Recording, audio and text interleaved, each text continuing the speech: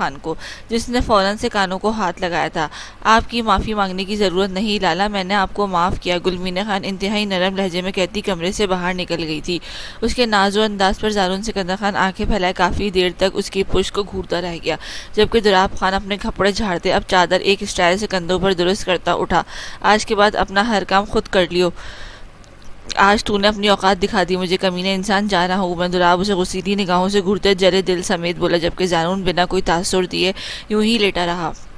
تھوڑی دیر بعد وہ اٹھ کر بیٹھا، ایک نگاہ بند دروازے پر ڈالے وہ بستر سے اترا۔ زخموں کی وجہ سے اس سے اٹھنے میں کافی درد ہوا تھا، مگر وہ نظر انداز کر گیا۔ چادر اٹھائے اپنے برہنہ شانوں پر اڑتے وہ بکھرے حلیے میں کمرے سے باہر نکل گیا۔ ارے حریم، ماڑا بچے کو پراٹھا دو، چائے بھی رکھو تو۔ دراب خان کے سامنے باورچی خانے کی سمت سے خاصی پرجوش آواز سنائی دے رہی تھی۔ صحیح صبح کے اس وقت غالباً سبھی ناشتہ کر رہے تھے۔ شفاف ماتھے پر ڈیرو بل سمیٹے وہ لنگڑاتا ہوا اس طرف بڑھا۔ دور سے ہی ایک نگاہ ڈائننگ ٹیبل پر ڈالے اس کی آنکھیں آخری حد تک پھیلی تھیں۔ زرتاج خان اور نرگس خان کے ساتھ ساتھ حریم اور گلمین خان بھی دراب خان کو پورا پروٹوکول دے رہے تھے۔ پورا میز انواع و اقسام کے کھانوں سے سجا پڑا تھا، جبکہ دراب خان کی بانچیں آخری حد تک پھیلی ہوئی تھیں۔ وہ بڑے روب سے سسرال میں بیٹھا ناشتے سے لطف اٹھا رہا تھا۔ نہاری کا ڈونگا اس کے سامنے پڑا اسے اپنی طرف راغب کر رہا تھا۔ حریم خان اس کے چہرے کو گھورتی برے سے منہ بناتی رہ گئی۔ غالباً میں بھی آپ کے ہی خاندان کا ہوں، چوٹیں کیا آئیں، آپ سب تو مجھے نظر انداز ہی کر دیا۔ دایاں ہاتھ پیٹ کے ساتھ لگائے وہ ٹانگوں گھسیٹتے ایک کرسی کھینچ کر بیٹھا۔ دراب سمیت ہر کسی نے رخ موڑ کر اسے دیکھا۔ داجان کے چہرے پر فکر نمایاں ہوئی، جبکہ اسفندیار خان کا چہرہ غصے سے لال پیلا ہوا۔ سکندر خان ٹھیک نہیں ہے تمہارے بچہ، کمرے میں جاؤ، یہاں مت بیٹھو تم، دراب خان کی متفکرانہ انداز میں بولا، جبکہ گلمین خان کنکھیوں سے گھورتے وہ گہری سانس بھرتا داجان کو دیکھنے لگا۔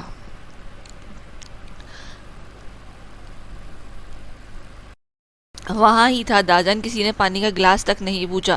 بھوک سے برا حال ہے میرا، اسی لیے اس حالت میں خود آنا پڑا مجھے۔ نرگس خان تو ہولا کر دل پر ہاتھ رکھتی اس کی طرف بڑھی تھی، ایک غصیلی نگاہ اپنی بیٹی پر ڈالنا نہیں بھولی تھی وہ، جسے ایسی حالت میں شوہر کا خیال رکھنا چاہیے تھا، مگر اس کے تو مزاج ہی نہیں مل رہے تھے۔ استغفر اللہ خان، کتنا جھوٹا ہے تم، رات سے صبح تک تمہارا باپ اور میں تمہارے پاس ہی تھا، صبح تھوڑی دیر پہلے ہی تو گل بچہ سوپ پلانے گیا تھا تمہیں، اب تم کھا پی کر جھوٹ بولتا ہے۔ زرتاج خان بیٹے کو گھورتا اچھا خاصا لتاڑ گئی تھی۔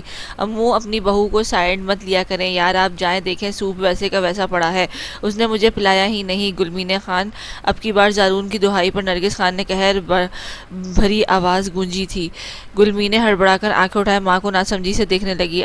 زارون کو دیکھنا ضروری نہیں سمجھا تھا مورے میں وہ، چپ کرو تم، وہ کی بچی، یہ تربیت کی ہے میں نے تمہاری، شوہر بیمار پڑا ہے اور تمہیں ہوش ہی نہیں، ذرا جو شرم باقی ہو تم میں۔ نرگس خان اسے کھڑی نظروں سے گھورتے غصے سے بولی تھی۔ گلمین خان نے قہر برساتی نگاہوں سے زارون کو گھورا، جبکہ ان سنہری آنکھوں میں غصہ دیکھ کر زارون ہونٹ موڑتے آنکھیں ونک کرتا پھر سے چہرے پر معصومیت سمیٹتے جگہ سے اٹھا۔ رہنے دے مورے، اس بیچاری کا کیا قصور ہے بھلا، ایک مریض کو کوئی کتنی دیر سنبھال سکتا ہے، میں کمرے میں جاتا ہوں۔ اسفندیار خان سمیت سبھی اسے غصے سے گھور رہے تھے، جو جانے کس بات کا بدلہ گلمین خان سے لے رہا تھا۔ نرگس خان نے غصے سے گل کو دیکھا جو لب بھیج کر وہیں کھڑی تھی۔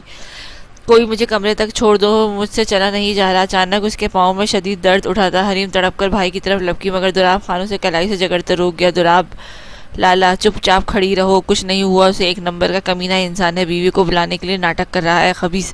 دراب اسے غصیلی نگاہوں سے گھورتے پہلو بدلتے حریم کو دیکھتے زیر لب بڑبڑایا، صبح سے جو مارا اسے پڑی تھی ابھی تب سے اسے زارون ایک آنکھ اچھا نہیں لگ رہا تھا۔ جاؤ گل، زارون کو کمرے میں چھوڑ آؤ، اب تک وہ مکمل طور پر صحت یاب نہیں ہو جاتا تم مجھے یہاں کہیں نظر مت آنا، شوہر کی دیکھ بھال کرو جو تمہارا فرض ہے۔ نرگس خان کی سنجیدہ آواز پر گل قہر بھر نظروں سے زارون کی پشت کو گھورتے مٹھیاں بری طرح سے بھیج کر رہ گئی۔ اسفندیار خان نے بیوی کو اشارتاً بیٹے کے کرتوت دکھائے جو خود کندھے اچکا کر رہ گئی، جبکہ گلمین خان کے کندھوں پر دونوں ہاتھ رکھتے وہ اب سارا وزن اس نازک سی جان پر ڈالے بات بے بات چیختا اب کمرے کی طرف بڑھ گیا تھا۔ نرگس خان اور حریم خان کے سوائے وہاں موجود ہر شخص نے اسے غصے سے گھورتے سر نفی میں جھٹکا تھا۔ اس کی آنکھ کھلی تو بستر پر وہ اکیلی تھی۔ نظر اٹھائے اس نے ایک نگاہ پورے کمرے میں دوڑائی۔ نور آئینہ کاٹ میں لیٹی ہوئی تھی، اس کے ہلتے ہاتھ پاؤں دیکھ کر اسے اندازہ ہوا کہ وہ جاگ رہی ہے۔ گہری سانس بھرتے نعمت ایک دم سے اٹھی، کمفرٹر خود سے ہٹائے وہ بالوں کو صرف سا جوڑا بنائے بستر سے اترتے نور کی طرف بڑھی۔ اٹھ گئی ماما کی جان، اس کے نازک ہاتھوں کو اپنی انگلیوں سے تھامے نعمت کی باری باری اس کے ہاتھوں پر بوسہ دیا۔ اس کے لمس پر نور کھلکھلائی تھی، سر پر سفید اونی ٹوپی، ہاتھوں میں دستانے، پاؤں میں جوتے جو نرم جوڑے میں ملبوس تھی۔ نعمت نے چیک کیا، اس کا ڈائپر تک زرار تبدیل کروا چکا تھا۔ مل گیا سکون میری پرنسس کو بابا کے ملتے ہی، اب مجھے بھول مت جانا تم۔ وہ آنکھیں گھمائے، اسے اتنا پرسکون دیکھ کر اچھے سے سمجھ چکی تھی کہ دونوں باپ بیٹی اچھا خاصا وقت ایک ساتھ گزار چکے تھے۔ نور آئینہ ماں کی بات پر ایسے کھلکھلائی تھی جیسے اس کی ساری بات سمجھ میں آئی ہو۔ نعمت نے منہ بگاڑتے اسے باہوں میں بھرا، اس کے گالوں کو باری باری چومتے وہ کافی دیر تک اسے سینے سے لگائے کھڑکی کے پاس کھڑی اس سے چھوٹی چھوٹی باتیں کرتے رہی۔ بھوک لگی ہوگی نور آپ ویٹ کرو، ماما شاور لے لیں، پھر ایک ساتھ بریک فاسٹ کرتے ہیں۔ وہ نور کی پیشانی چومتے، اب اسے بیڈ پر لٹاتے، ایک طرف پڑی ٹرالی میں موجود کھلونے سے قریب رکھتے، تکیے سے دیواریں بنائے، اب الماری کی طرف بڑھی۔ مختلف ڈیزائن کی نائٹیز دیکھ کر اس کا دماغ گھومتا، دانت پیستے وہ چھوٹے کپڑے کھنگالنے لگی جب پچھلے سائڈ پر کچھ سوٹ لگے دکھائی دیے۔ نعمت چونکی تھی، سیاہ آنکھیں پھیلائے وہ ہاتھ بڑھاتے ان کو چیک کرنے لگی۔ وہ سچ میں ڈریسز ہی تھے تو مطلب اس سنگی خان نے اسے بیوقوف بنایا تھا، اور وہ سچ میں اس کی باتوں میں آ کر بنا الماری چیک کیے اس کے سامنے ان بےہودہ نائٹیز میں گھومتی رہی تھی۔ دانت بری طرح سے پیستے وہ اسے دل ہی دل میں گالیوں سے نوازتے۔ اب ایک ڈریس نکالتے واش روم کی سمت بڑھ گئی، شاور لے کر وہ باہر نکلی۔ نور نظریں آئینے میں ابھرتے اپنے عکس کو دیکھتے بے ساختہ ہی ٹھہری تھی۔ گہرے سرخ رنگ کی خوبصورت پوشاک جس کے گلے اور دامن پر سفید موتی جڑے تھے، سرخ و سفید دوپٹے میں اس کا چاندی سا وجود دمک رہا تھا۔ لبوں پر بے ساختہ ہی مسکراہٹ سی امڑی، بال سلجھاتے اس نے جانے کس احساس کے تحت سامنے پڑی چوڑیوں میں سے سفید اور سرخ رنگ کی چوڑیاں اٹھائے اپنی کلائی میں پہنی۔ ہلکا سا کاجل اور لپ گلاس لگائے وہ اپنی تیاری پر خود ہی جھیپی۔ نور آئینہ تک جاتے اس نے نرمی سے اسے اٹھایا اور اب باہر کی طرف بڑھی۔ ارادہ نور کو اور اپنا بریک فاسٹ بنانے کا تھا۔ وہ کچن میں آئی، کھانے کا سامان تلاشتے اس کی نگاہ کاؤنٹر کی ایک جانب پڑی ڈھکی ہوئی ٹرے پر پڑی۔ نعمت نے ٹرے سے ڈھکن ہٹایا تو نیچے فریش آملیٹ، پراٹھا اور جوس کا گلاس، ایک طرف نور کا فیڈر پڑا تھا، وہ ساتھ ہی ایک چھوٹی سی چٹ۔ زرار پاشا خان تو اتنی سی تیاری نے اسے دل میں میٹھی سی خوشی بھر دی تھی، سیاہ آنکھوں میں خوشی کی چمک برپا تھی۔ مجھے ایک ضروری کام سے جانا پڑ رہا ہے، ہو سکتا ہے واپسی پر تھوڑی دیر ہو جائے، کافی ویٹ کیا مگر تمہاری نیند کافی گہری تھی خانم، بریک فاسٹ کر کے جا رہا ہوں، اب مجھے جھیلنے کے لیے انرجی ہونا چاہیے تم میں۔ ٹھنڈا ہو گیا تو گرم کر لینا کھانا، اور میرے آنے تک اپنی اور نوری کا خیال رکھنا، یور لو سنکی خان۔ ساری تحریر میں سے آخری الفاظ پڑھتے نعمت نے ایک دم سے آنکھیں پھیلی تھی، اس کے ہارٹ شیپ کی ایموجی اس کے ساتھ ہی ہارٹ شیپ کے ایموجی دیکھ کر لبوں پر مسکراہٹ گہری ہوئی تھی۔ پاشا خان اپنے ہر عمل سے اسے پاگل کرنا چاہتا تھا، شاید وہ سر جھٹکتے ٹرے اٹھائے نور کے ساتھ لیے وہیں باہر ہال میں پڑے صوفے پر بیٹھی۔ نور کا فیڈر اس کے منہ میں ڈالتے ہی وہ اسے گود میں لٹا چکی تھی جو خود سے دودھ پینے لگی۔ نعمت ٹرے صوفے پر رکھتے جوس کا گلاس اٹھائے لبوں سے لگا گئی۔ زرار پاشا خان سے نکاح کے بعد شاید اس کا پہلا عمل تھا جس سے وہ دلی خوشی ہوئی تھی۔ معصوم چہرے پر ڈھیروں مسکراہٹ سجائے وہ اب اسے سوچ رہی تھی جو جانے کہاں چلا گیا تھا۔ بدر گاڑی اندر لے آ۔ ٹیرس پر کھڑے وہ گیٹ کے باہر رکتی بدر عالم شاہ کو گاڑی کو دیکھ کر اسے کال کرتے بولا۔ بدر ٹال مٹول کر رہا تھا مگر پھنسی کی ضد پر اسے ماننا ہی پڑا۔ تھوڑی ہی دیر میں گاڑی ایک خوبصورت سے گھر کے پورچ میں رکی تھی۔ روپ شاہ کا سرد گال کو سہلاتے وہ گاڑی سے باہر نکلا، سامنے ہی پھنسی اس کا منتظر کھڑا تھا۔ آنند میں تکلیف تو نہیں ہوئی؟ بدر سے بغلگیر ہوتے پھنسی نے حشاش بشاش لہجے میں پوچھا۔ روپ گاڑی میں بیٹھی انگلیاں چٹکا رہی تھی جب اچانک اندر سے خوبصورت سی لڑکی باہر آئی۔ اسے گاڑی کی طرف آتا دیکھ کر روپ نے دروازہ کھول دیا۔ آ جائیں روپ، گھبرائے مت۔ تقریباً 26-27 سالہ وہ خوبصورت لڑکی بڑے نرم لہجے میں بولی تو روپ کچھ نارمل ہوئی۔ بدر عالم شاہ پھنسی کے ساتھ اندر کی جانب بڑھ گیا جبکہ روح اب اس لڑکی کے ساتھ آہستہ آہستہ قدم اٹھاتی اندر داخل ہوئی تھی۔ میرا نام نیلم ہے، میں پھنسی کی بھابھی ہوں۔ نیلم کے مسکرا کر اپنے تعارف دیا جس پر روح مدھم سا مسکرائی۔ نیلم اسے ساتھ لیے ایک روم میں لے گئی جہاں وہ اپنے مریضوں کا چیک اپ کرتی تھی۔ آپ یہیں ریلیکس ہو کر بیٹھ سکتی ہیں۔ روپ ان کی بات پر مبہم سا مسکراتے ہوئے کرسی پر بیٹھی جبکہ نیلم اب اس کی طبیعت کی بابت پوچھ رہی تھی۔ تھوڑی ہی دیر میں اس کا مکمل چیک اپ کرتے وہ اسے بستر سے اٹھانے میں مدد کرتے دروازے کی طرف بڑھی۔ اس کی توقع کے عین مطابق بدر عالم شاہ بے چینی سے باہر ہی ٹہل رہا تھا۔ نیلم بے ساختہ ہی مسکراتی سر نفی میں ہلا گئی۔ اندر آ جاؤ تم۔ بدر جھانپ کر سر جھکایا اس کے بلانے پر اندر داخل ہوا۔ تمہیں معلوم ہے روپ، کچھ سال پہلے تمہارا یہ شوہر تمہارے گھر میں ہی پھنسی کے ساتھ رہتا تھا، ہمارے گھر میں ہی پھنسی کے ساتھ رہتا تھا۔ جب شاید تمہاری شادی ہوئی تھی، نیلم نے بات کا آغاز کیا تو روپ نے چونک کر سر اٹھایا بدر کو دیکھا جو مبہم سا مسکراتے سر جھکا کر کرسی پر بیٹھا۔ تب یہ بہت بیمار پڑ گیا تھا اور فصیح کی حالت سے اتنا پریشان ہو گیا تھا کہ اسے سیدھا گھر لے آیا۔ بہت تیمارداری کے بعد اس کا بخار اترا۔ تب میرے بار بار پوچھنے پر اس نے مجھے روتے ہوئے بتایا کہ اس کی محبت آج کسی اور کی جھولی میں ڈال دی گئی ہے۔ نیلم کہتے ہوئے رکی تھی۔ بدر کی آنکھیں ایک دم سے سالوں پہلے کا منظر یاد کرتے دھندلائی، جبکہ روپ شا کا پورا وجود حسیات بنا انہیں سن رہا تھا جو مزید بول رہی تھی۔ تب میں نے اسے کہا تھا کہ اگر وہ اس لڑکی سے سچی محبت کرتا ہے تو اس کی خوشی کی دعا مانگے، شاید اسے صبر مل جائے۔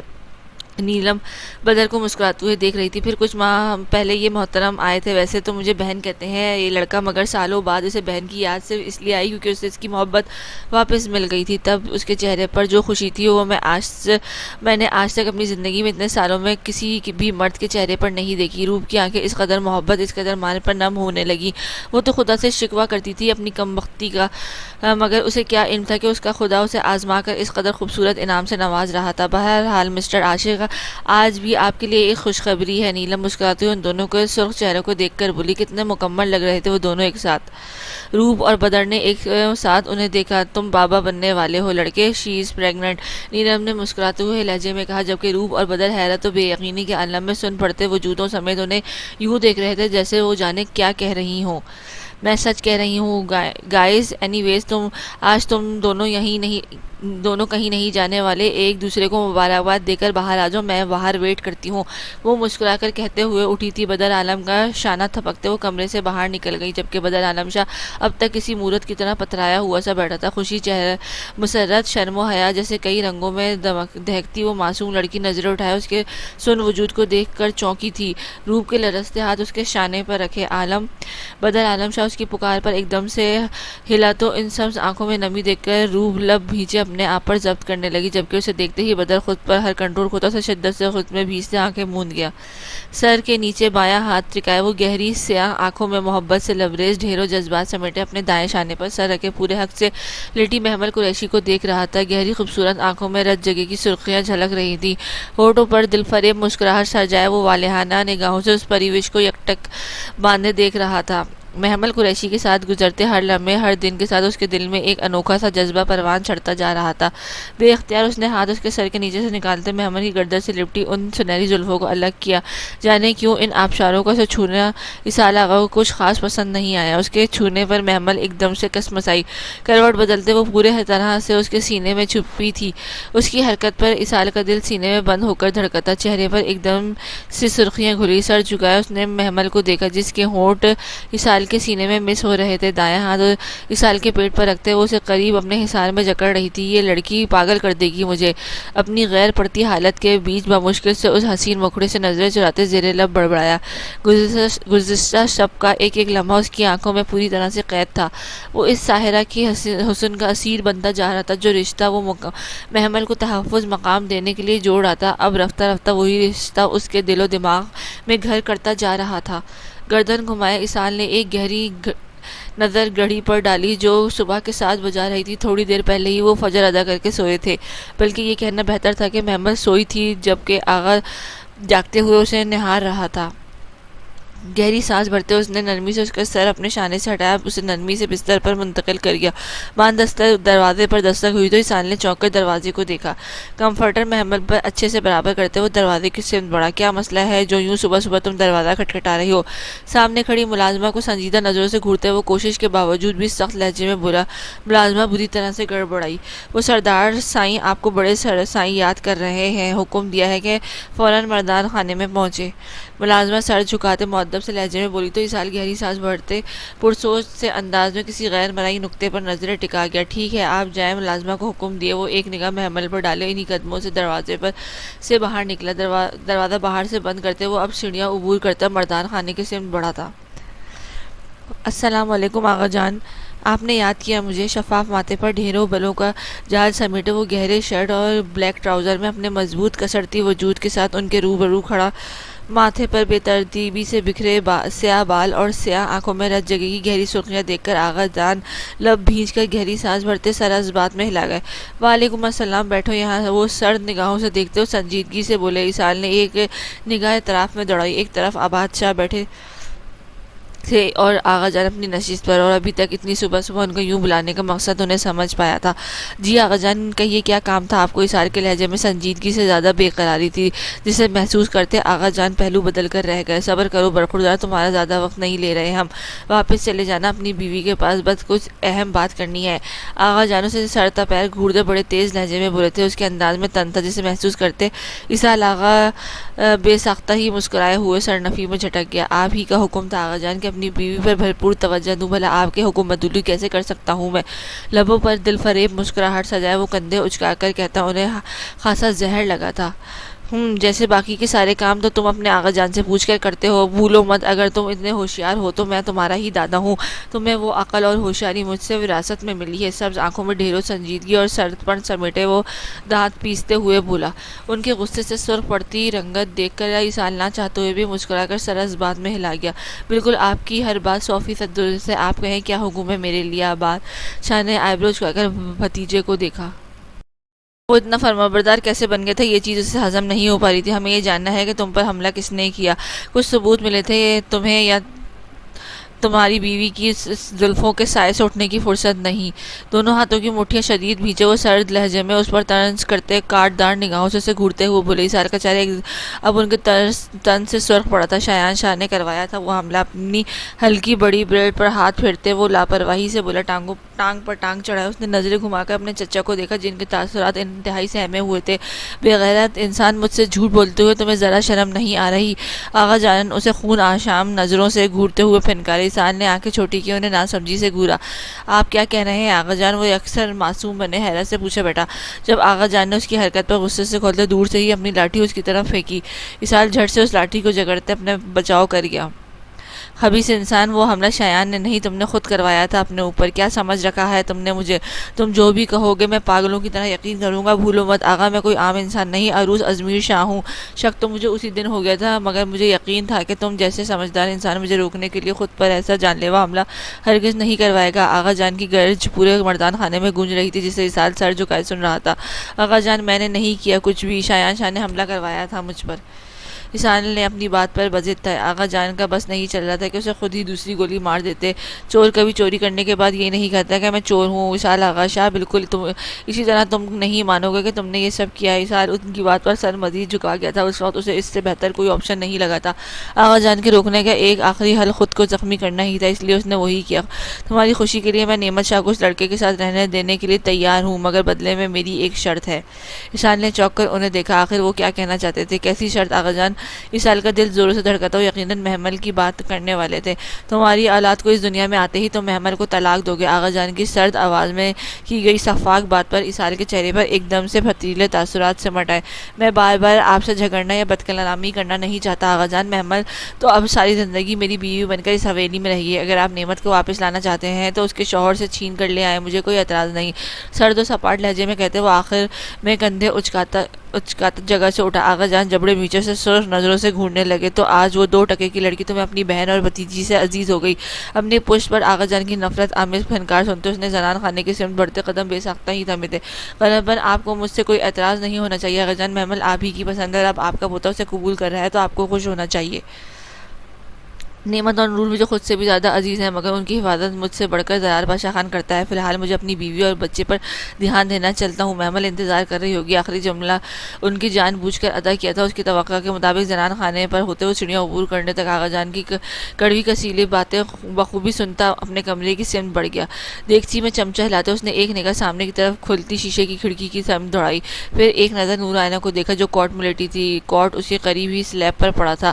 بنا آہٹ کیے وہ آس پاس موجود چابی سے دروازہ کھولتے اندر داخل ہوا۔ باہر برف باری کا سلسلہ شروع ہو چکا تھا، ایسے میں زرار کو واپسی پر جلدی لوٹنا پڑا، ورنہ جس طرح آج جس ضروری کام سے اسے بلایا گیا تھا اس کی واپسی رات کو ہی ممکن تھی۔ ایک نگاہ اس نے بائیں ہاتھ میں پہنی واچ پر ڈالی جو شام کے 5 بجا رہی تھی۔ گہری سانس بھرتے وہ دستانوں میں مقید اپنے ہاتھوں کو آپس میں رگڑتے اندر داخل ہوا۔ گھر میں چائے مکمل خاموشی پر اس کی شہد رنگ آنکھوں میں حیرت سمٹی تھی۔ نظریں گھمائے وہ چاروں طرف دیکھتا بھاری قدموں سمیت آگے بڑھ رہا تھا، مانو اس کی نظر اوپن کچن میں پشت اس کی سمت کیے کھڑی نعمت شاہ پر پڑی۔ سیاہ بالوں کا ڈھیلا سا جوڑا بنائے اور سرخ و سفید امتزاج کا خوبصورت دوپٹہ ایک کندھے پر ڈالتے کمر کے نیچے بندھے ہوئے تھے۔ متناسب سراپا سرخ و سفید رنگ کے خوبصورت سوٹ میں کافی جاذب نظر دکھ رہی تھی۔ وہ سینے پر ہاتھ باندھے لبوں پر دھیمی مسکان سجائے بڑے دلفریب انداز میں اس منظر کو دیکھ رہا تھا۔ اس کی توجہ مکمل طور پر اپنی ڈش کی طرف تھی۔ جبھی زرار دھیمے دھیمے قدم اٹھاتا بنا آہٹ کے کچن کی سمت بڑھا، ایک دم سے اس کے پیچھے رکتے اس نے نرمی سے اسے پیچھے سے اپنے حصار میں جکڑتے نعمت کی پشت اپنے سینے سے لگائی، جو اچانک ہڑبڑا کر رہ گئی تھی۔ اتنے لذیذ کھانے کی خوشبو تو مجھے کھائے بغیر ہی پاگل کر دیا ہے خانم، کہیں کوئی جڑی بوٹی تو نہیں ملائی اس میں؟ وہ اس کے کان کے قریب جھکتے گمبھیر مدھم سی آنچ دیتے لہجے میں بولا۔ تو نعمت نے مزاحمت روکی تھی، سر اٹھایا۔ اس نے خود سے کافی بڑے زرار پاشا خان کو دیکھا جو تقریباً اس کے نزدیک جھک کر کھڑا تھا، نظریں اس لو دیتی شہد رنگ آنکھوں سے چراتے وہ سرخ چہرے سمیت چولہے کی آنچ کو دیکھنے لگی۔ میری جڑی بوٹیاں تم جیسے سنگی خان پر کبھی اثر نہیں کر سکتی، ناک چڑھاتے وہ اس کے جذبات سے گندی نظروں سے بچنے کے موضوع بدلنے کو بولی، جبکہ اس کی بات پر زرار کے ہونٹوں پہ مبہم سی مسکراہٹ بکھری۔ تمہیں کس نے کہہ دیا کہ تمہاری جڑی بوٹیاں اثر نہیں کر سکتی خانم؟ ذرا غور کرو، آج صبح کی جو جڑی بوٹی تم نے کھلائی ہے یہ اسی کا نتیجہ ہے کہ یہ خان پاگلوں کی طرح تمہارے آگے پیچھے منڈلانے کو بےتاب ہے۔ کان کی لو سے ہوتے اس کے ہونٹ نعمت کی تپش چھوڑتے گلابی گال پر ٹریس ہوتے اپنا لمس بکھیرنے لگے۔ نعمت اس کی بے باک حرکت پر لب بھیج کر رہ گئی، نظریں بے اختیاری جھکی تھیں۔ ہم بریانی بنائی جا رہی ہے، کیا چاہتی ہو لڑکی کہ یہ خان زن مرید بن جائے جو ایسے تکلفات سے نواز رہی ہو؟ زرار پاشا خان کی زبان میں کھجلی ہوئی۔ نعمت کا اتنا شرمانا جھجکنا اس سے ہضم نہیں ہو پا رہا تھا۔ استغفر اللہ، زن مرید بننے والے کی شکلیں ایسی نہیں ہوتی پاشا خان، تم اس صدی میں تو میرے زن مرید بننے سے رہے۔ نعمت اس کے پیٹ پر کوہنی مارتے اس کے حصار سے نکلی تھی۔ اس کی بریانی غالباً وہ خراب کرنے کا ارادہ رکھتا تھا، جبھی وہ سر جھٹک کر کہتی ہے اپنی ڈش کی طرف متوجہ ہوئی، تو اس کا مطلب ہے کہ تم اگلی صدی میں بھی میرے ساتھ گزارنے کی خواہش مند ہو۔ اپنے مضبوط ہاتھ سلے پر اس کے دائیں بائیں جمائے وہ اسے مکمل طور پر اپنے حصار میں قید کر چکا تھا۔ اس کی انداز پر نعمت حیرت سے چونکی۔ میں نے ایسا کب کہا؟ وہ بے یقینی سے آنکھیں پھاڑے بولی۔ زرار سیاہ آنکھوں میں الجھن دیکھ کر لب دبایا، ایک دم سے جھکا تھا، باری باری کاجل سے لبریز اور خوبصورت آنکھوں پر بوسہ دیے وہ پیچھے ہٹا تھا۔ اس کی توقع کے مطابق نعمت شاہ شرم و حیا کے رنگوں سے نہائی نظر آ گئی تھی۔ خود ہی تو کہا تھا تم نے کہ اس صدی میں تمہارا زن مرید نہیں بن سکتا، تو مطلب تمہارا اگلی صدی میں بھی اس خان کی باہوں میں گزارنے کا ہے۔ ویسے مجھے کوئی اعتراض نہیں darling, you are most welcome, تم پورے حق سے یہاں اس خان کی باہوں میں سما سکتی ہو۔ I am honoured. باہیں پھیلائے وہ گرم آنچ دیتی گہری آنکھوں سے اسے دیکھتے گہرے دلکش انداز میں بولتا نعمت کو سٹ پٹانے پر مجبور کر گیا۔ آپ جائیں یہاں سے، نعمت جھنجھلا کر کہتی بریانی دم پر لگاتی اس کی سمت مڑی تھی۔ گیا ہی تو تھا، ابھی لوٹا ہوں، اب پھر سے کہاں جاؤں؟ آنکھیں چھوٹی کی اسے گھورتے وہ اس کے بالوں کو جکڑتے اسے نرمی سے اپنے قریب کر گیا۔ خان جائیں، جا کر چینج کر کے آئیں، نعمت جھنجھلا کر اپنی سیاہ آنکھوں میں خفگی سمیٹے بولی۔ ویسے یہ کیا پہن لیا تم نے خانم؟ وہ صبح والی نائٹی پہن لیتی، قسم سے بڑی ہاٹ لگ رہی تھی تم اس میں، اوپر سے نیچے تک۔ اس کے سراپے کو دیکھتے وہ ناک چڑھائے بولتا، آخر میں اس کی آنکھوں میں دیکھ کر آنکھ ونک کر کے نعمت کا چہرہ ایک دم سے لہو چھلکانے لگا، دانت پیستے وہ اسے خونخوار نظروں سے گھورتے دونوں ہاتھوں کی مٹھیاں شدت سے بھیج گئی۔ اچھا جا رہا ہوں، غصہ تو مت کرو، ابھی نہ صحیح رات کو پہن لینا، اوکے؟ پاشا نعمت اس کے بے باک جملے پر جھنجلا کر غصے سے چیخی تھی، جس پر وہ کہکا لگاتے اس کے گالوں کو چومتا نور کو اٹھائے کمرے کی سمت بڑھ گیا۔ نعمت غصے سے ہانپتی نظروں سے اوجھل ہوتی اس کی چوڑی پشت کو گھورتے سر جھٹک گئی۔ سنکی خان لبوں پر دھیمی سی مسکراہٹ سجائے وہ زیر لب بڑبڑاتے اپنے کام میں مگن ہو گئی۔ بہت بہت مبارک ہو یار، آخر کار تم نے جھنڈے گاڑ ہی دیے۔ روپ کا ہاتھ تھامتے وہ مسکراتا ہوا کمرے سے نکلا ہی تھا کہ پھنسی اچانک اس کے گلے سے لگتا پرجوش انداز میں بولا۔ اس کی بات پر جہاں روپ کا سر شرم سے جھکا تھا، وہیں بدر نے زوردار مکہ اس کی کمر پر جڑا تھا، جو کراہتا وہ اس سے الگ ہوا تھا۔ آؤ چلو آؤ بھابھی، ڈنر لگایا ہے، پہلے ڈنر کرتے۔ پھنسی اسے کسی محبوبہ کی طرح بازوؤں میں جکڑتے پرجوش انداز میں بولا تھا، جبکہ بدر کی ساری توجہ اپنی بیوی کی طرف تھی۔ یار رات کے اس وقت ڈنر؟ بدر قدرے ہچکچا کر بولا۔ یہ سچ تھا کہ وہ خود پارٹی سے کچھ کھائے پیے بغیر ہی لوٹ آیا تھا۔ غالباً روپ بھی بھوکی تھی، مگر رات کے 12 بجے اسے اپنے دوست کے گھر ڈنر کا سوچتے ہی ہچکچا گیا تھا۔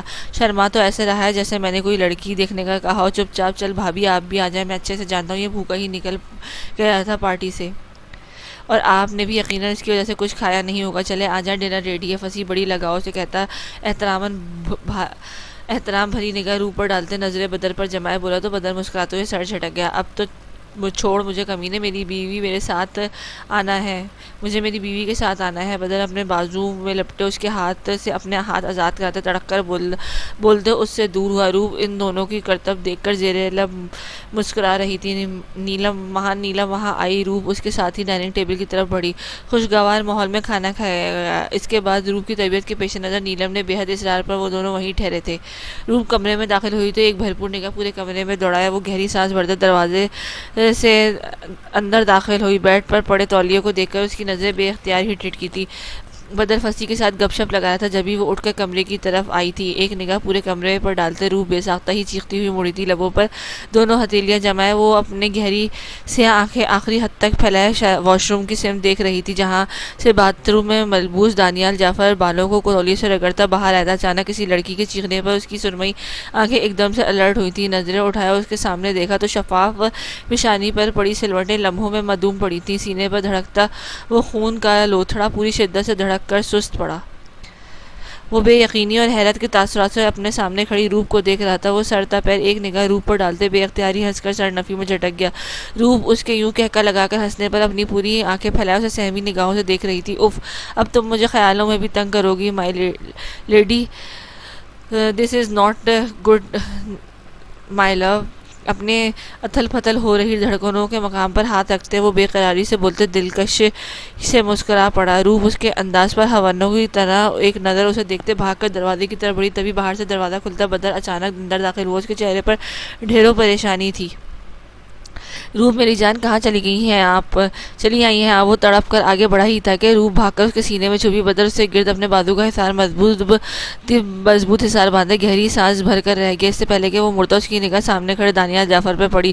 سبز حسین آنکھوں میں سرد مہری کے ساتھ ساتھ سرخیاں بھی جھلکی تھیں۔ وہ اسے دیکھتے ہی پہچان گیا تھا، مگر وہ یہاں کیا کر رہا تھا یہ بات اس کی سمجھ سے باہر تھی۔ بدر کی ایک کاٹدار نگاہ اس پورے وجود پر ڈالی اور روح شاید اسی کی وجہ سے اتنا ڈر گئی تھی۔ دانیال جعفر اس خوبصورت حقیقت کو ابھی جی بھی نہیں سکا تھا کہ بدر عالم شاہ کی آمد نے اس کی آنکھوں میں مرچیں سی بھر دیں۔ وہ خون اگلتی آنکھوں سمیت روح شاہ کو اس کے سینے سے لگا دیکھ کر جبڑے بھیج گیا تھا۔ ارے مل گئی بھابھی، یہ تو دانیال بھائی کا کمرہ ہے۔ فصیح کی آمد پر ان دونوں کو ارتکاز ٹوٹ رہا تھا، جو ایک دوسرے کو ہی سرد نظروں سے گھور رہے تھے۔ روح بدر سے دور ہونے لگی، مگر اب کہ بدر کا حصار پہلے سے بھی زیادہ سخت تھا۔ سو سوری دانیال بھائی، دراصل یہ بدر ہے میرا دوست اور یہ ان کی وائف، یہ لوگ بھابھی کے پاس آئے تھے چیک اپ کے لیے۔ فصیح نے سپاٹ چہرے سمیت کھڑے دانیال کو آگاہ کیا، جو چیک اپ کے لفظ پر فوراً الرٹ ہوا۔ تو کیا روح بیمار تھی؟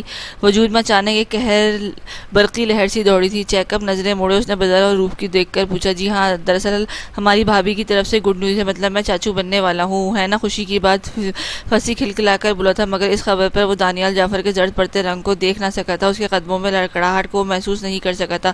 او سوری بدر، میں دانیال بھائی کا تعارف تو دے نہیں سکا۔ یہ دانیال جعفر ہیں، پاکستان کے معروف بزنس مین میں سے ایک، اور نیلم بھابھی کے بھائی بھابھی کے بڑے اصرار پر آج یہ محترم یہاں ٹھہرنے آئے ہیں۔ فصیح نے بدر کی جانب مسکراتے ہوئے دیکھ کر کہا، جس کے چہرے پر ابھی تک سرد مہری تھی، جانے کیوں مگر یہ انسان بدر عالم شاہ کو اچھی وائبز نہیں دیتا تھا، اسپیشلی اس کا روپ کی طرف دیکھنا بھی اسے کسی تیز دھار آلے کی مانند چبھتا تھا۔ بدر بنا کچھ کہے روپ کو ساتھ لگائے کمرے سے باہر نکلا۔ دانیال جعفر چاہ کر بھی اس کے پیچھے نہ جا سکا تھا۔ سگار سے سلگاتے وہ یک بستہ ٹھنڈ میں اب باتھ روم میں ملبوس ٹیرس کی طرف بڑھ گیا تھا۔ 2 سے 3 کش لگاتے اسے دھواں ہوا میں چھوڑا تو اس دھوئیں میں سے ابھرتی روپ شاہ کی شبیہ کو دیکھ کر وہ اپنے پاگل پن پر مسکراتے رہ گیا تھا۔ کار پورچ میں گاڑی کی سٹارٹ ہونے کی آواز وہ بخوبی سن سکتا تھا۔ تھوڑی ہی دیر میں بدر عالم شاہ کی گاڑی گھر کے گیٹ سے باہر نکلتی چلی گئی۔ وہ اچھے سے جانتا تھا کہ اس کی آنکھوں میں امٹتے ان انکہے جذبات بدر عالم شاہ پر افشاں ہونے لگے تھے۔ وہ شخص جتنا اپنی بیوی کو چاہتا تھا، وہ ممکن ہی نہیں تھا کہ وہ اپنی بیوی پر پڑتی کسی غیر مرد کی نظروں میں چھپے مفہوم کو سمجھ نہ پاتے۔ یہ ملاقات تمہاری وجہ سے ادھوری رہ گئی بدر عالم شاہ، اب اگلی ملاقات تمہارے گھر پر تمہاری آنکھوں کے سامنے پوری ہوگی۔ Just wait and watch. سلگتے سگار کو اپنی مٹھیوں میں قید کرتے وہ اپنی ہتھیلی پر ہو رہے زخم کی پرواہ کیے بغیر بس نفرت سے اپنی جلتی آنکھیں میچ گیا۔ روپ شاہ کا بھاگ کر بدر عالم شاہ کے سینے سے لگنا، وہ منظر اس کی آنکھوں سے ہٹ نہیں پا رہا تھا۔ وہ ماں بننے والی تھی، یہ خبر اس کے دماغ میں چونٹیوں کی مانند سوراخ کر رہی تھی۔ وہ ہذیانی سی کیفیت میں اپنے بالوں کو مٹھیوں کو جگڑتے بے ساختہ ہی چیخا۔